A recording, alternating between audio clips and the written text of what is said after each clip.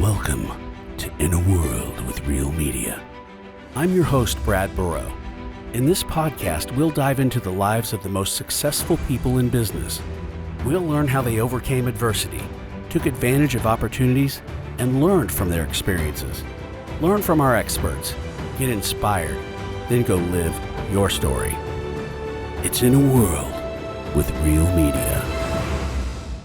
Welcome to In a World with Real Media. I'm Brad Burrow, the host today, and today we're going to speak with Erik and Emily Orton. They went from broke to bootstrapping a life aboard a sailboat in the Caribbean for a year with their 5 children. It's an amazing story. They're authors of the New York Times top 10 travel book called 7 at Sea, and they teach and write and speak about how to create unforgettable memories with their kids before they leave home. They coach moms and dads on how to live their best lives and inspire kids to do the same. Pretty cool. Family first doesn't mean mom and dad last. So, hey guys, how are you doing? Man, so I've been looking at your website, guys, and I'm ready to book my trip. Let's go. Man, where do you want to go? Oh my gosh, Greece. I want to go to Greece. I saw that you guys are going there. Have you already been to Greece? We have been to Greece, and I was just there last month. Yeah, July. Man, was it amazing? So I want to hear all about the trips, but I think if we can kind of go back, tell me. I think Erik, you were working in production in New York City? Is that correct? Before you started doing this? Yeah, if you go way back, I studied music in school, and I was working in Broadway theater. I was writing musicals, and then also got into the side of producing and managing the tours that went out and some of the New York productions as well. And so that was why we lived in New York City, right out of college, and we raised our family there. We had 5 kids there. 3 of them were born there. So that's why New York was kind of where our family started in a lot of ways. And so you guys met in college? Yeah, we did. We met our freshman year, and I think I was a junior when we got married. I graduated 3 weeks after our first child was born. Is that right? Wow. Emily pulled double duty. Yeah, so we got married young. We got married at 21. We had our first child at 22. 23. 23. Okay, sorry. We were almost 22 when we got married. Yeah, our oldest came when we were 23. And then, we moved to New York and lived in a 2-bedroom, 1-bath apartment that we still have to this day. Is that right? We raised all of our 5 kids there, and yeah, I mean, I'm happy to give you the whole rundown about where it went from there, but I don't want to take it a direction you're not interested in. No, I actually am really interested in hearing kind of what got you guys to the point where you're doing Awesome Factory. I wrote down in my notes kind of the business failure. I think people can get inspiration from learning how people overcome adversity. All right. Yeah. Well, I'm happy to go there. So we moved to New York, and I was a junior manager on Broadway shows, and eventually worked my way up, I guess you could say. And I was working on a show called Wicked that was toured around the country a fair bit. And I kind of had a niche managing tours of big shows. I want to say here, like so many people would say, oh, you're going for a career in the arts, and really kind of try to deflate our balloon or something and saying like, oh, that's not possible. But for a decade or so, that is how we took care of our family, was working in that business in the arts. So I just want to say, like, there's always naysayers, whatever it is you're going for, but it's also possible to succeed. Yeah, I felt fortunate to provide for my family because Emily was a stay-at-home mom by choice, and we were a single-income family, and we weren't living large, but we were living happy. Yeah. And so while I was working on I was helping him put out the second national tour of Wicked, I decided that I had been wanting, before I even started on Wicked, I'd been working to produce my own show, and I wanted to produce a musical off Broadway, and I had the rights, and I was working on raising the money and getting the director and the managers and the designers and all that. And it was a pretty exciting time. Emily was expecting our 4th child, our only son, and they kind of coincided. And this show opened the night before she gave birth to our son, and Wow. for a variety of reasons. Yeah, she was amazing. I She know, came to the opening night party looking. Everyone's just looking at me like, please do not have that baby tonight. Like I have any control. Did you have a deal with the doctors? Like, don't give her any Pitocin. Let's wait until tomorrow for that. Right, right. Yeah, I think my co-producer probably made that deal with the doctor. Yeah, maybe. I mean, it was New York City, so there was a hospital pretty close no matter which direction we went, but it all worked out perfectly. Yeah, so Emily went into labor the next day, and we had our son, our baby boy, and I guess kind of the hard part about it was that I told my co-producer, I was like, hey, we open the show, I'm gonna go be with my wife, we're gonna have a baby, and you just kind of take charge of things while I'm in the hospital for 24 hours. Yeah, and I think it wasn't even 24 hours because I'm like, we did a natural birth. There wasn't a lot to worry about, and then we were home in less than 24 hours later. When I came out of the hospital and called to check in, she said, well, the reviews weren't great. They were kind of mixed. And as a precautionary measure, we've decided to post a closing notice for the show. And I was like, what? Like, without waiting, you just decided to, because once you post a closing notice, you know what people don't buy? Yeah. Tickets. Right. Even if it's a kind of a preemptive closing notice, I was like, you just killed our show. Yeah, could we give it 48 hours? You just killed our show. And she's a generation older than me, and this was not her. This, you know, she was hoping this would go well, but she had other ways to survive. We did not. I had left Wicked to do this. We put all the chips on the table, and so basically in a quick 36 hours, we opened a show. My son was born. I found out that we were going to be unemployed and broke probably within, days, a month. Yeah. Wow. And that just made my head spin in so many ways. And it was just a real, and it kept going down, just sort of like the emotional cascade of worry and fear and discouragement and confusion.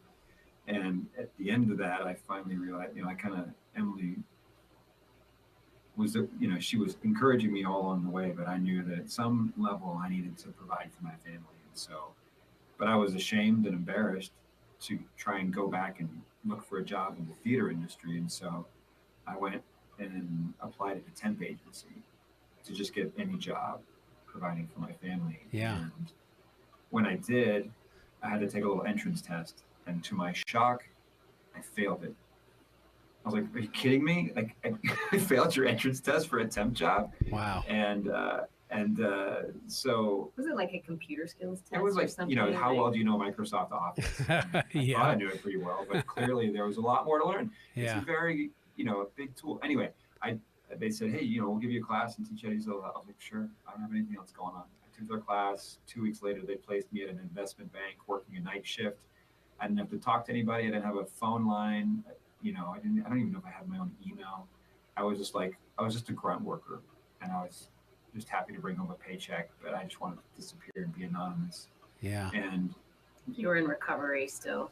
Yeah. And I guess to just kind of put a pin in it, I think for me, in a time when everybody has a smartphone, we had one cell phone with a minutes package. I think it was 200 minutes per month. And to save money, I would go downstairs to the lobby of the building where I worked at World Financial Center, and I would call Emily from a payphone because they still had a few straggler payphones left in New York City. And I would call her, read the number off the payphone, hang up. She would call me back so that we could talk for my full dinner break and not use our cell phone minutes. Oh my gosh. Yeah, we were working the system. We knew how to get what we needed without overpaying. And I think just to connect it back, Brian, it was during those conversations that, and I worked this office building, it was right on the Hudson River in Manhattan, and I would see these sailboats going up and down the river, and I would describe it to Emily, and I learned that there was a sailing school immediately downstairs from where I worked. And had I not taken this job at that time, at that place, it would have been a long time before I discovered that this was a possibility. And Emily, I talked about it so much that she said, you really need this in your life. You should go check it out. Yeah, that's amazing. Anyway, that was kind of how we came from nose to the grindstone up around Times Square Theater District down to sailing school, the Manhattan Sailing School downtown. Well, I want to point out that I did encourage him, and I did think it was something that he needed in his life, but he thought we should all have it in our lives. So it kind of went sideways on me because I really had a big fear of deep water. Even in the swimming pool, I wouldn't go to the deep end, and so he was trying to find people to take the classes with him to learn how to sail. And just, he worked nights, so he was available in the middle of the day, and it wasn't a match for most people. And so finally he said, what if you and the kids, you and the older girls, join me for this class so we can actually start a class? Older being 9. Yeah, 9 and 11, right. And I really did not want to do it. Like, I really wanted him to do something without me doing it also. And that isn't how it's going to work out. The girls were really excited, and he was like, "This will be perfect. If you're afraid of the water, you should learn how to sail, and then you never have to go into the water." And it's like, oh my gosh. So anyway, we did it. We came around. We all took the first course of sailing lessons together, and I was like, how are we going to afford this? And he went back into the theater and just did some contract work to make up the difference to cover the cost of classes, and just got us started. It was like, I always like to say, it doesn't really matter what you achieve. That's not a measure of your greatness. It's what you were willing to overcome, the obstacles that you overcame to get there. And I felt like it was so obvious how important this was to Erik because of what he was willing to overcome, what he was willing to do to get across that threshold. And so I couldn't resist that, how much it was something he really wanted. I didn't want to be the person who was the obstacle. So Emily, you could see in him that was something that kind of lit him up a little bit, and it's something that I should so support human. This. Yeah, it's so human. He's just like, I just think about people from millennia ago who were charting by the stars, like boats have been around forever, just like learning how to exist on the water. It just felt, I think he thought it was going to be relaxing, and I think it's only relaxing sometimes when everything lines up. Joke's on me. But just this skill he wanted to develop. It was just, I don't know, maybe it was just something that was so different from what you'd been doing before, and where you had kind of felt hurt. But yeah, clearly it was something he had just, even as a young teenager, he used to do a morning paper route, and he would just look at the stars after he finished delivering newspapers. I don't know if anybody listening remembers newspapers, but we do.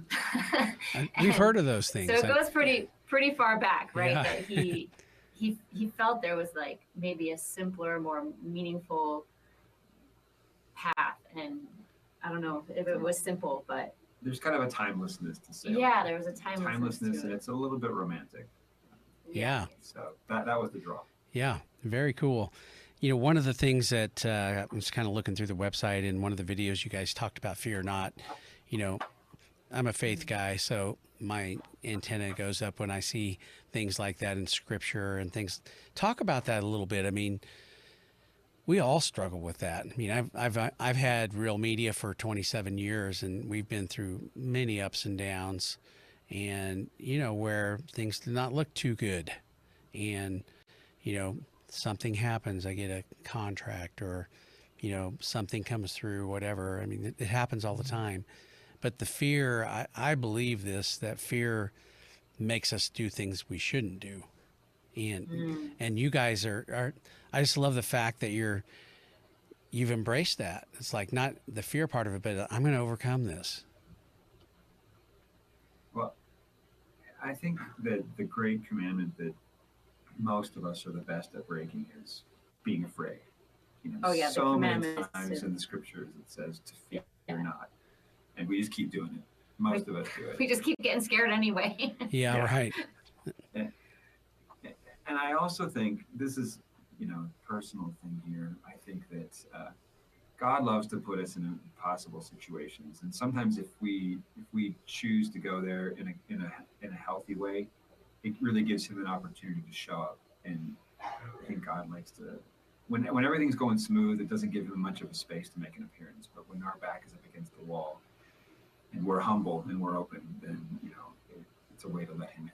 And I always think that, like you're describing with your business, Yeah. that you feel it when it shows up and you're grateful for it. And if we're never there, we don't feel that gratitude. And I think it gives us a chance to be receptive of his good gifts. But you'd never choose to go through something like that. You know it? I mean, isn't that the truth? It's like, I'm gonna do this work on this play, and they're gonna take it away from me, and this is part of my plan.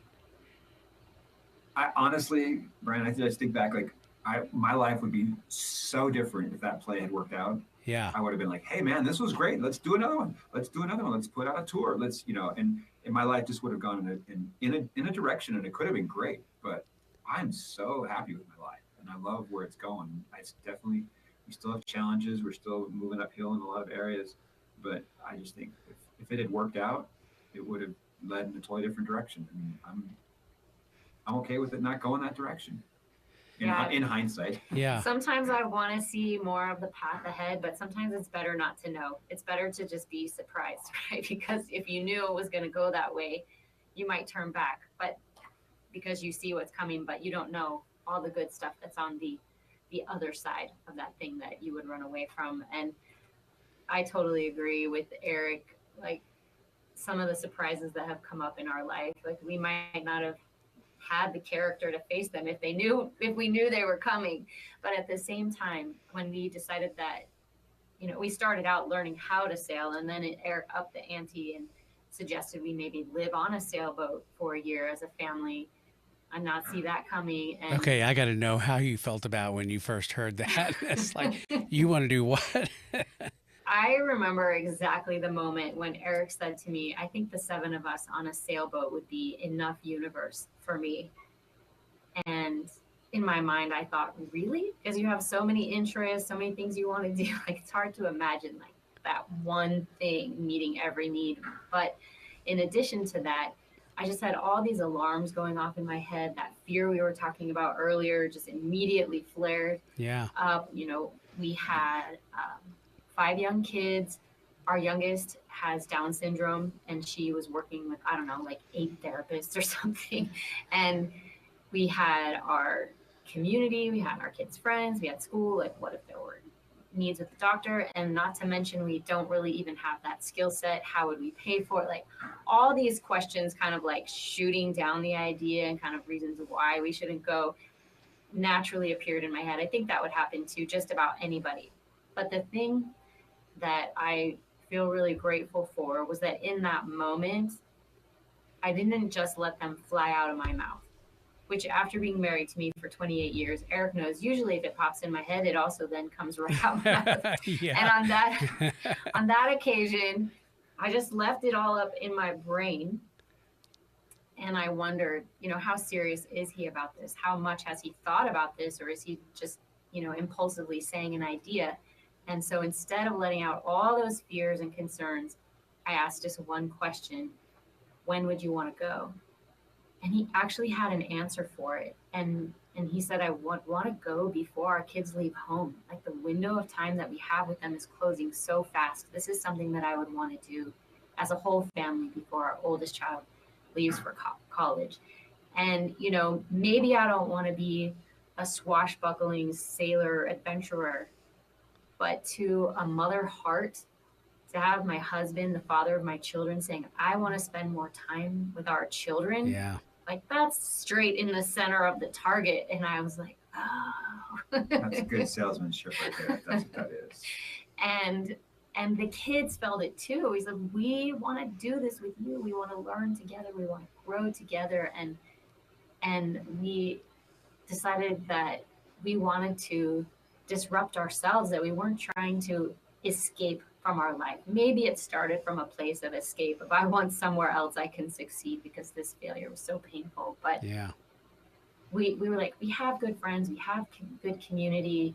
We've recovered from that reversal, at least financially. We're steady now.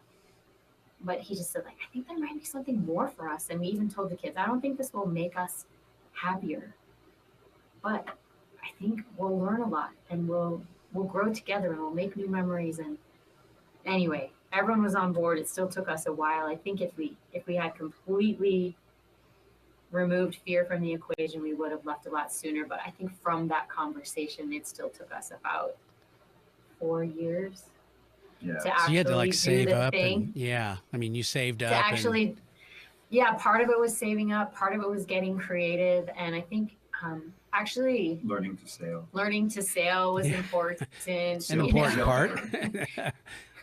Yeah. A bigger boat, not just like a 20-foot boat. And but Eric, we came up with this question, what could go right? And it really helped us to do. I love the way Eric explains it. You talk about how we created an opportunity cost.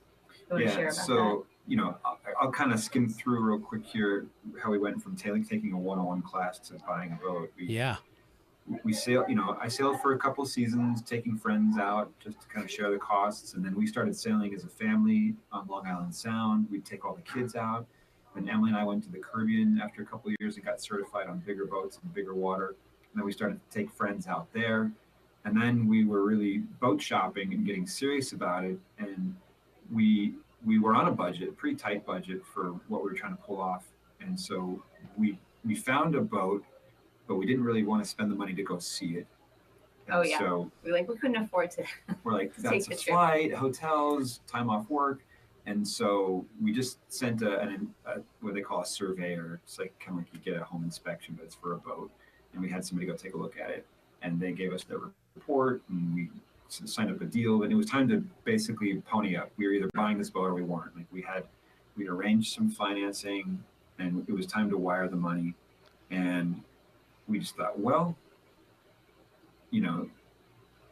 what could all those worries about what could go wrong, those questions that Emily, so maturely and patiently kept in her brain. Miraculously. This could Yeah. financially ruin us. We could sink and drown. We could get injured. We could, Oh man, we could have to never like recover. send all our kids to live with each of them a different relative. Like we got dramatic about how bad it could Oh get. yeah, when it comes to what could go wrong, we have a good imagination. And so we made that list, and then we said, okay, how likely are these things? And most of them were real long shots. Yeah. But then we made a list of all the things that if we do this, what could go right? We could come together like as a family like never before. We could make amazing memories. We could see beautiful places. We could, Learn new skills. grow in confidence, learn new skills, make amazing friends. And that list got pretty long. And the thing about that list is that it was pretty likely. And so we had a few pretty thorny but unlikely downsides, and then we had a really robust, likely upside of what could go right. And once but if we didn't go, we knew that for sure none of this would happen. None of the good stuff. Right. And then we just thought, man, at that point, not going feels stupid. Yeah. And that's when the what could go right scales tipped, and we said, okay, we need to go, because if we don't, we're for sure missing out on all this, and that's a no-brainer. And that's why our podcast is called What Could Go Right, because we just really believe that if you really want to have an intellectually honest conversation about these things that you're interested in, you have to, yes, okay, the mature, responsible part of you is going to explore what could go wrong, but you have to also look at what could go right if you're going to have an honest conversation. And once you make that list and look at the likelihood of it, then you can really make an informed decision. If you think about it, either way, some things could go wrong, right? I mean, if you do nothing, some of those things could still go wrong. So, can I share a short story like this? Yeah. We're in New York. I'm in bed reading a book. I have it kind of held up in front of my face. I'm laying down, and the book slips out of my hand. I think you were falling asleep. I was falling asleep. Yeah. But the book was a new hardback, so it had a sharp corner on it, and the book hit me right between the eyes and cut my forehead open. I had a drop of blood come out of my forehead. Yeah. And I just thought, man, if I can cut my head open laying in bed reading a book, there is no safe place anywhere. And so there is inherent risk in any day you live on Earth. And so just choose the things that you want to do and go for it, and know that, there's always going to be risk. Yeah, that's so true. So tell me about the first trip. You get the boat, and you're in New York. I'm assuming, was the boat in New York where you bought it, or did they have to get it to you? We bought we bought a boat that used to be a charter boat. So it's like buying a car from a rental car company. Yeah. We don't want to use this one anymore. And we bought it in St. Martin. Oh, And then okay. we flew to St. Martin to meet the boat. So we had to get all the way down there and, come up the dock. Anyway, that's where we got our boat. And it was all part of the bigger financial plan that if we wanted to be able to resell it when we finished, it needed to be new enough that the next buyer could also get financing, right? Yeah, This was all right. part of our strategy. Right. Like we had to buy a more expensive boat so that it would be cheaper for us in the long run. Easier to sell. Easier to Yeah, sell. that makes sense. Yeah. So we went down to meet the boat, and everything changed immediately for us, right? We changed climate, we changed our home, we changed everything at once. Yeah, and it's obviously a long story. It's a year's worth of wild ride, and we have a book called Seven at Sea. If you want to just go to Amazon and buy Seven at Sea, you can read Yeah. The bumpy version. the whole thing. But we're happy to share a few highlights if you like, if there's something specific. But Well, yeah, I think Eric should tell you about the very first trip out, because we got there and it wasn't ready, even though we waited an extra month, and there was no mainsail on the boat. And Oh, anyway, not everything was working, but when we finally got out the first time, we were like, okay, we're not going to give up before we even tried sailing anywhere. Let's get out there. So do you want to tell about leaving Oyster so Farm? you left without a mainsail? Well, we waited till they get the mainsail, Okay. but here's something that maybe you've had this experience, but anytime you do something scary, like good on you if you actually do the thing, right? But once you get there and you're doing it, the fear doesn't get less, it gets more, right? It's like the winds are blowing harder the closer you Right. get to that thing. And so we got there, we did it, we overcame all those obstacles, our kids, our luggage, whatever. And then we were like, oh no, this was a bad idea. We want to reverse out of this. We were like, that's actually when the fear was probably at its strongest, was when we arrived. So we were like, no. Like, we can decide to turn this around. We can back out. But before any of that happens, we got the mainsail now. Let's at least go out one time. Right? Let's go one time. Yeah. So do you want to tell about it? Yeah, sure. So we were ready to just sell the boat and head back home and beg for my job back. But we decided, let's go sailing one time. And so we picked a little spot about an hour away. It was a little national park island off of St. Martin called Tintamar. And we just thought we were just going to go check this out. And so the kids, they've sailed with us a lot. So they're up on the bow. They're going to be raising the sail as we head out of the marina into open ocean. And we're tooling along, kind of motoring out to where the wind is. And then all of a sudden the boat just sort of plummets down, straight down. And then the kids go flying up on deck. And then there had been this big sort of deep wave coming at us, and then we hit the bottom, and then we bucked straight back up, and all the kids came crashing back down on the deck. We had an iMac computer inside for school, and that went flying, and stuff was just exploding. I mean, not like literally exploding into the channel. Yeah, and anyway, we did not know what hit us, and fortunately, we did not lose any kids overboard. Yeah. But we get out of this channel, and we get to open ocean, and I would later learn that we bought our boat in what is considered the most treacherous entrance to a harbor in the entire Caribbean. Oh, wow. We did not know that, and nobody warned us.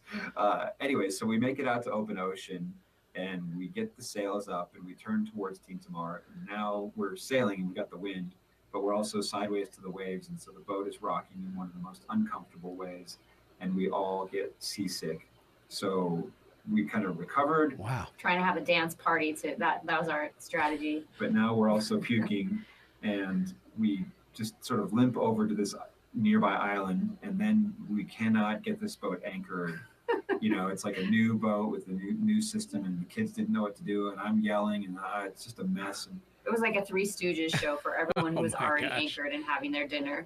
Yeah. Yeah. So we finally get the boat comes to rest, and we're just exhausted from puking and everything else, and we're laying on the floor in the kitchen of the boat, and I just say, whose dumb idea was this? And Emily and the kids kind of like look at me and they're like, it was your idea. Yeah. And Emily comes to my rescue and she says, no, we all wanted to do this, which is true. We all came over the years. We all decided this was what we wanted to do. But, you know, when you chase your dreams, you're going to have those moments when you think, hey, I've arrived. I'm on my boat in the Caribbean. I've achieved my dream.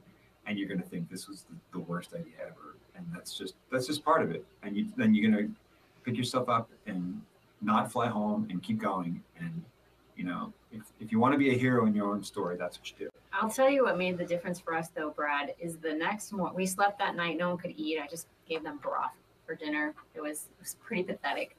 But the next morning, we took the dinghy, right, the little outboard motor boat into the national park. And we pulled it up on the beach and we just started wandering around, see the lizards and the different kind of trees and different things, the seashells, the water. And we sat at a picnic table and Eric actually pulled out his video camera at the time, or maybe it was on your phone. And we asked the kids, what is awesome about right now? And every single one of them had something to say, whether it was like, I loved the breeze last night, or I love that we had pancakes for breakfast, or they were just, we took a moment to focus on what was good, what we were grateful for. And that really buoyed us up. And I think it gave us the stamina to keep going. And I just think while fear is inevitable, how much we listen to it is our choice. Yeah. But at the same time, it can always be countered by gratitude. Gratitude always makes the circle bigger. And that is really what helped us keep going. So like whatever your journey is or whatever your adventure is, I feel like that's one of the main components for moving from fear into freedom. When I say that, I mean the freedom from the fears. Like, okay, there's fear here, but I'm going to ignore that as far as like a decision-making factor. And the gratitude really helped us to overcome that. Yeah, that's a great point. I need to hear that. That's awesome. So what I'm sitting here thinking, you know, is like you've going through, you know, the boat going down and then back up and everybody's sick, you know, you're going like this. When did you know that, okay, yeah, we are on the right path? Ooh, we might have different answers. So yeah. So you never been asked that before, man? I feel very special. Yeah, this is good. No, I'm just trying to think because I'll tell you when I felt reassured. We bought our boat in a place called Oyster Pond on the northeast side of St. Martin. And after this little episode, a few days later, we sailed around to the other side. It's called Simpson Bay Lagoon. And it's kind of a gathering spot for people that live on boats because there's a lot of resources for repairs and, you know, grocery stores. The other place was a little bit more remote. And so we took our boat around to the other side and we met other people that were living on boats, other people that had years of experience, other people that had kids. And we met them through what they call a radio net. Everyone has a little VHF radio. Yeah. And they have a town hall every morning at 7 a.m. Just get on. They tell about, you know, hey, welcome to whoever just came in and dropped anchor. It's so long to the people that are, you know, who's leaving today. And you know, we're going to have a kids volleyball thing. You know, it's like really, like, it's all connected. And I realized, oh man, there's a community out here. There's people. And I made a fool out of myself and I just jumped right in because I didn't know the protocol for the meeting. I was like, hey, my name is Eric. This is we're on this boat. We're new. We have no idea what's going on. If anyone wants to help us, you know, tell me what channel you want to talk on. Yeah, we're looking for these items to buy. Yeah. And bless their hearts, a couple that has lived on their boat for probably 11 years at that point. Yeah, I think 11 years at that point. Anyway, they just said, yeah, come on over this afternoon. Happy to talk shop. And anyway, they were so gracious to us and they listened to all of our questions and worries and reassured us and gave us advice and ideas. And gradually made friends with other boats, families that had kids, and our kids made friends. And we were able to replace a lot of the things that had made our lives on land comfortable. Not like we weren't, not replace them, but we have new friends now. Yeah, we don't need our old friends, we have new friends.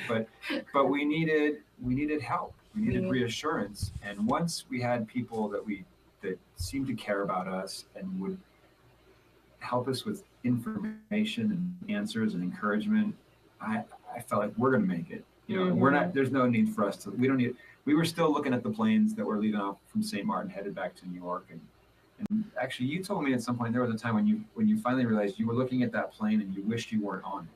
Oh no, I used to always see the plane and be like, oh man, I wish I was on that plane. I could be back home in just a few hours. Yeah. But at a certain point, I stopped thinking it. But I want to go back to that first couple that reached out to us. They were on a boat called Silver Heels, and they now live in Grenada and help other people who want to move to live aboard a sailboat. And I just want to shout them out, because one of the things that they said to us is, we've been doing this for 11 years. 11 years. They made the trip from Canada down to the Caribbean. They go down to Grenada like every year and then back up again. And they said, yeah, there's a lot of stuff you guys don't know, but good for you for getting off the dock, because what we see so often is people trying to perfect their boat. Like, oh, I got to get the updated navigation system, and I got to get that, and I have to replace the cushions, and I'm not going to be able to leave until everything is absolutely perfect. And I think you can apply this metaphor in so many areas of your life or your business they said, but good for you for just getting off the dock. You don't even know what oil to gasoline ratio your outboard motor needs. Yeah. But here you are, like you jumped, you're out here, and now you're definitely going to figure it out, what works and what doesn't, what you need, what you don't, because you got out here.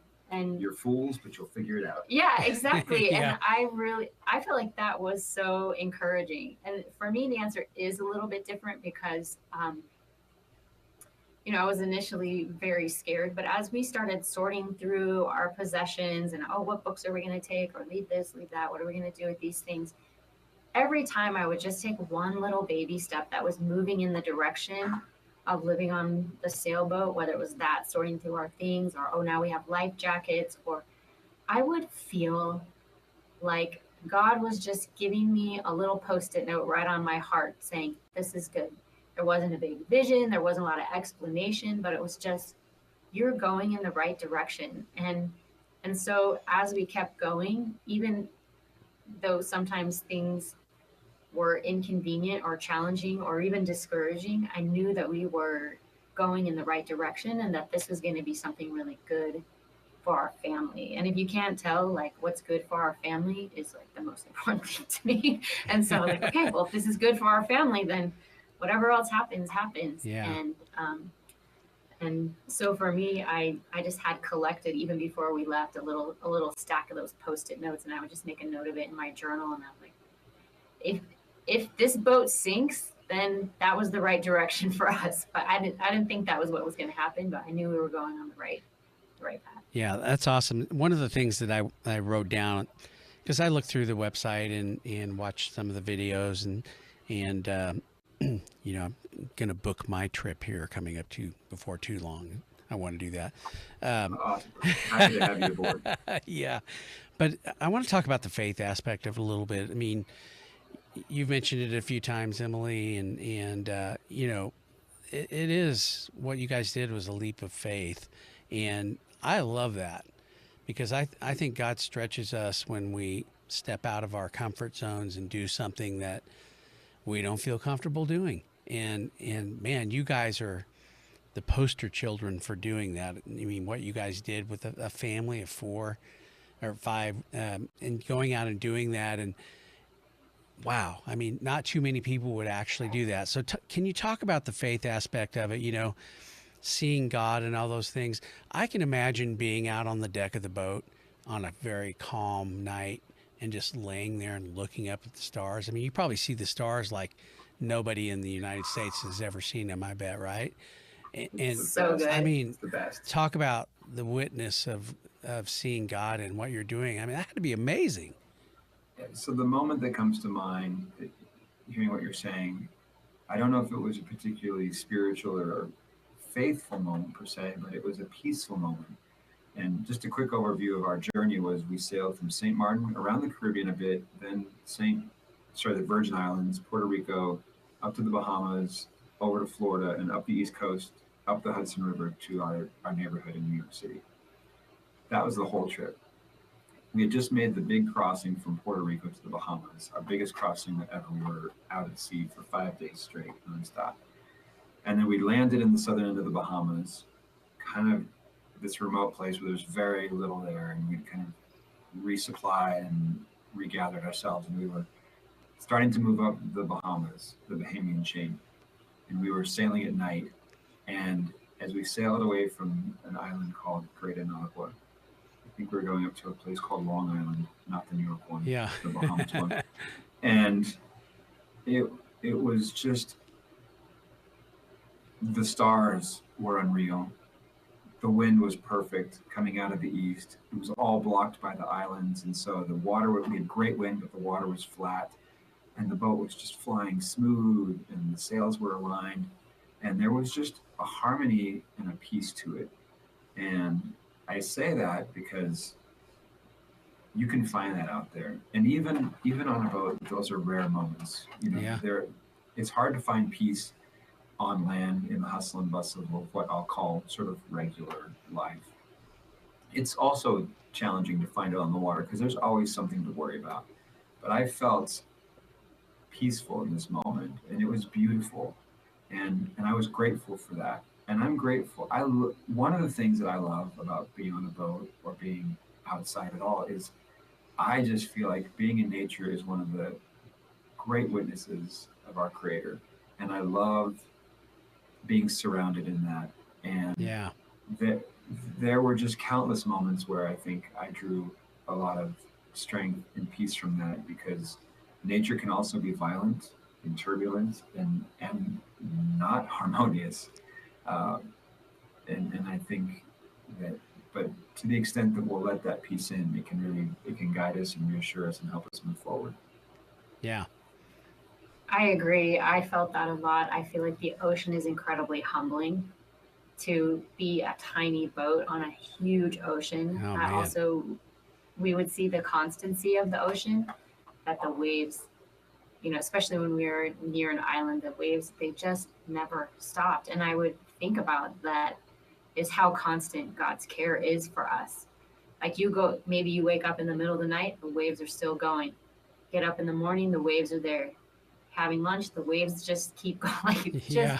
There's always another wave, another wave, another wave. And so at the same time as being on the ocean was really humbling, it also was a witness to God's power. Like he created all of this, and he knows where we are in here. If nobody else knows where we are, or any of our, navigation devices were to, I don't know, stop working or glitch out for some reason, he would always know right where we are. And I always, very often would just be praying to him when we'd be in situations where I didn't know what to do. And sometimes maybe it was related to the nature, because we experienced some storms and things like that. I can imagine.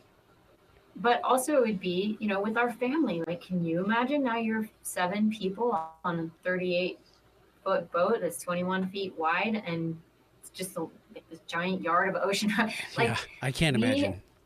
We imagine what it might have been like for Noah and his family on the ark, because you cannot run away. You cannot pretend it's something else. Like, you have to face what's right here. And so good thing we started out as a happy family, because there were some tough times when you have no privacy and no escape mechanism. You're like, maybe we'll just have to deal with this, talk it through and come to a new agreement. And I think over the course of the entire journey, it was so refining for us. And there were intensely beautiful experiences, like what Erik was saying. Yeah. We made incredible friendships so quick, because you could put the hours in fast instead of like, maybe I'll see you in 6 weeks or 6 months, but there were also some really challenging circumstances. And at the end of it, we asked our daughters, I think we just maybe arrived in Florida or about to head back to the States, and asked them, what have you learned from this experience? Yes. And our 17-year-old said,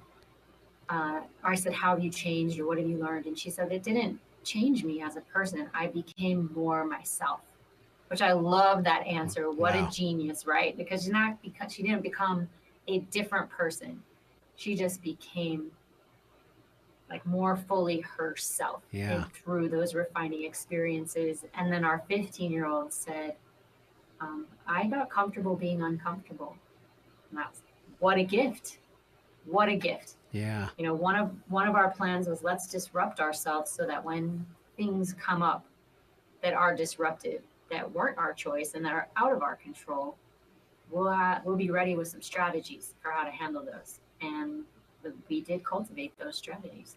And I'll just say a corollary to that is I think comfortable being uncomfortable, but I think our kids and us became confident where we weren't confident before.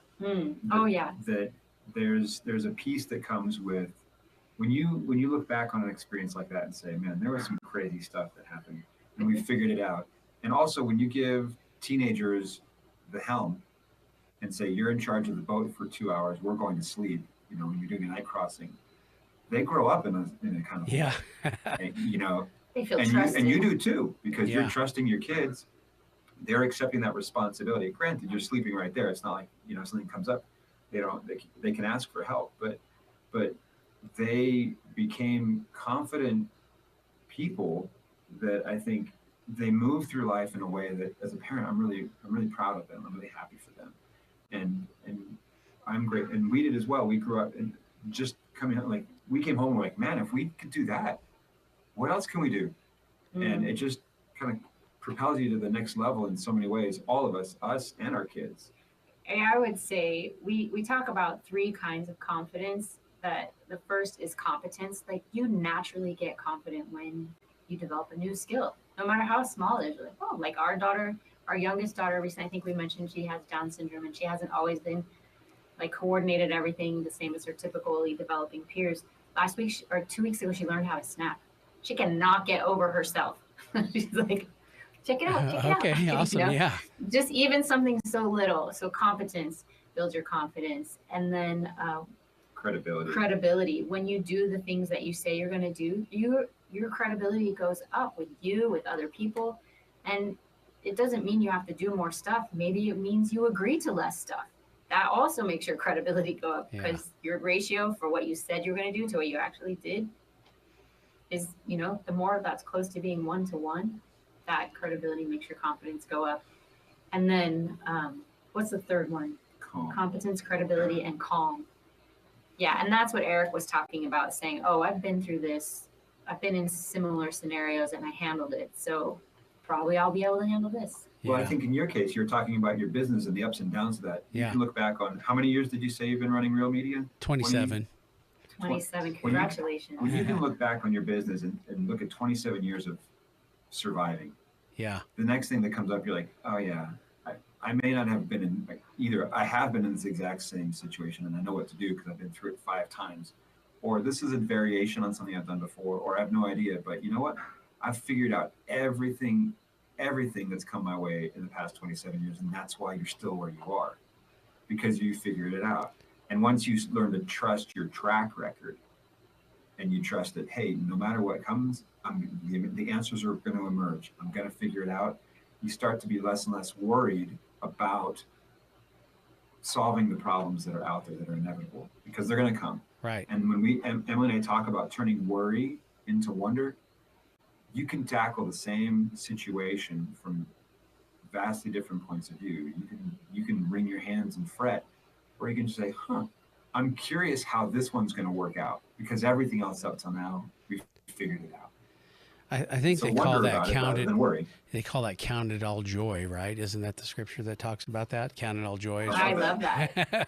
Which is not easy to do. This trip, going back to, we started out talking about the scriptures about fear not. God has not given man the spirit of fear, but of a sound mind. Like, it changed our relationship to fear, because we pushed through the fear and we found something incredible on the other side. And so the next time, you know, fear came up, we were that much more willing to just push past it. And you knew and what I like to do. To call it weeding the garden. You know, there's always little fears popping up. Just pull them out right away. Don't let them get too big. But when, you know, when you're faced with that, then I kind of think about just running that direction. Maybe that fear is actually a little sign that that's something important for you in your life. Otherwise, you would be apathetic.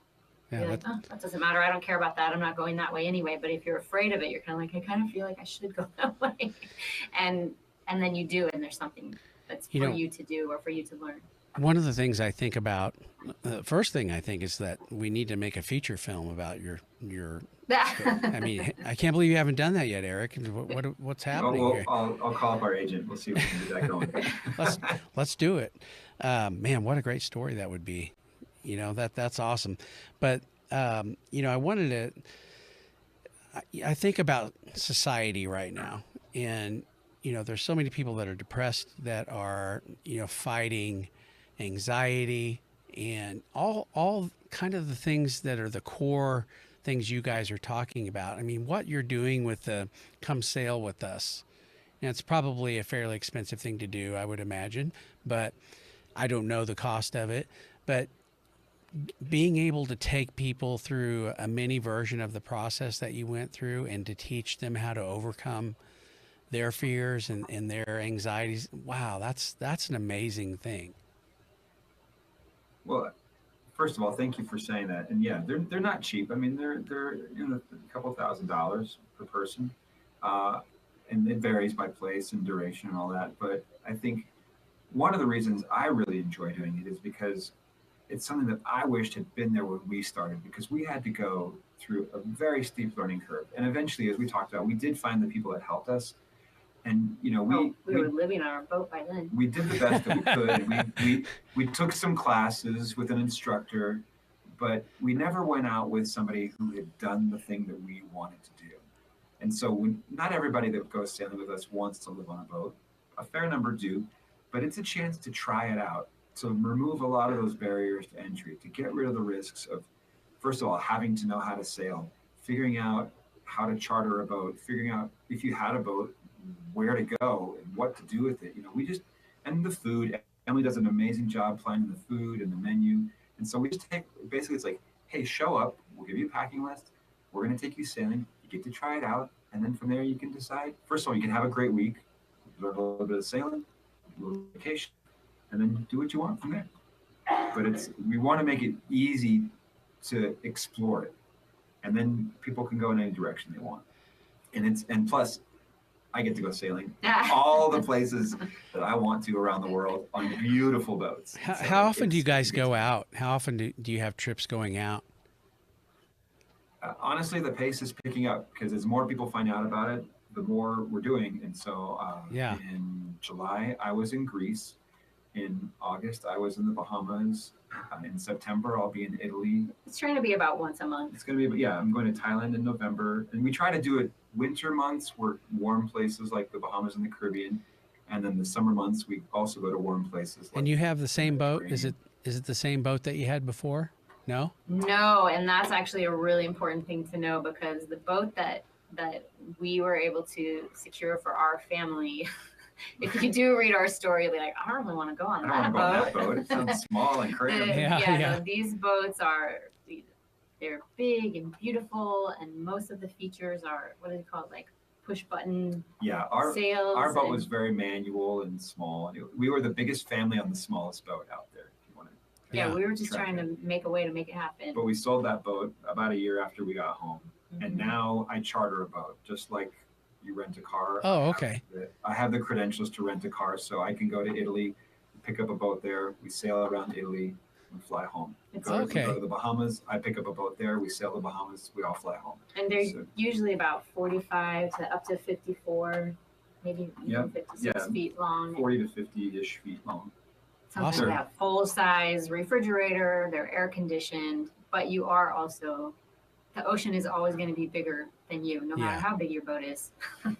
So you still get that adventure, explorer experience. What I really love, I love what you were saying about coming out and you have an emotional shift or a mental shift, because when you get into a new environment, your brain, by 72 hours in, your brain kind of has fully released all your little, like, oh, I should pick up that or repair that chair or got to drop something. All of that that's a constant chronic drain goes away, and those connections and energy in your mind is available to think about what could go right, to consider new possibilities. So whether or not you're like, I do want to live on a sailboat, or if it just is a time where you can open your mind to get clear about what really matters without all of the pull of your previous routine. It's so beautiful for that. You get all the fun of anticipating it, the joy of being out there. And you probably know whenever you go into a new situation, time seems to expand because there's so much fresh input. So it feels like longer than it is. You know, that one day feels like 3 days I just lived, right? Like time slows down for you. And then yeah, you go home with some level of transformation and hopefully intentionality about how you want to proceed going forward. So I have two more things. We're already at an hour, so that's awesome. But oh man, we love talking about you guys are doing awesome. So advice that you would give to somebody that, you know, is fearful. Like there are a lot of people that can't move because of fear. They're bound up by fear. You know, I've been there before. What would you say to that person? First of all, I love the question, and Emily may have a different answer, but I'm going to say start small. Find something that you're afraid of. Find the smallest thing that you're afraid of and start there. You know, our son, he's pretty open about this. He's had a lot of sort of mental health challenges, and he's gone through some therapy work that's been really productive for him. And he has talked to us a lot about exposure therapy. Yeah, disputing. You know, kind of like the thing that you're, you know, if you're afraid of crocodiles, don't go to the swamps of Florida. Look at some pictures on the internet and get comfortable looking at pictures of crocodiles on the internet. And you know, and so ease into it. Don't push yourself. Don't try to jump off a cliff to face your fears. If you're, and so I feel like I'm just trying to make this concrete here. Let's say, like, can you give me an example of something that you might be afraid of? Or anybody. It doesn't have to be you personally. Yeah, not a person. Heights. Fear of heights. Okay, so you're afraid of heights. I would say don't go rock climbing. I actually am a rock climber, and I love being high on a cliff. It's like I've seen some pictures of you laying at laying on the side of the cliff there. I've slept on the side of a cliff many a few times.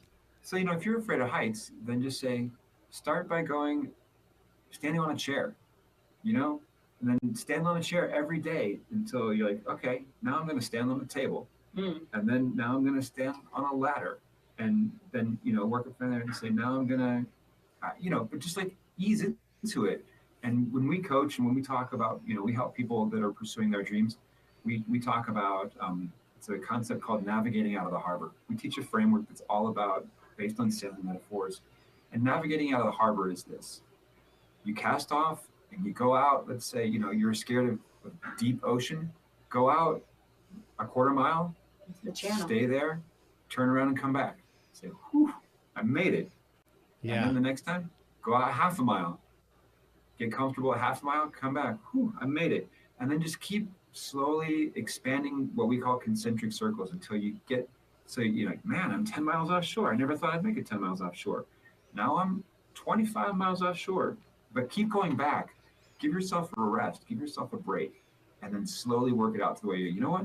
I'm so far out to sea, I might as well keep going to Spain. You know? Yeah. I love what you're saying because, Eric, so many people say, especially in the growth world, there's no growth in the comfort zone.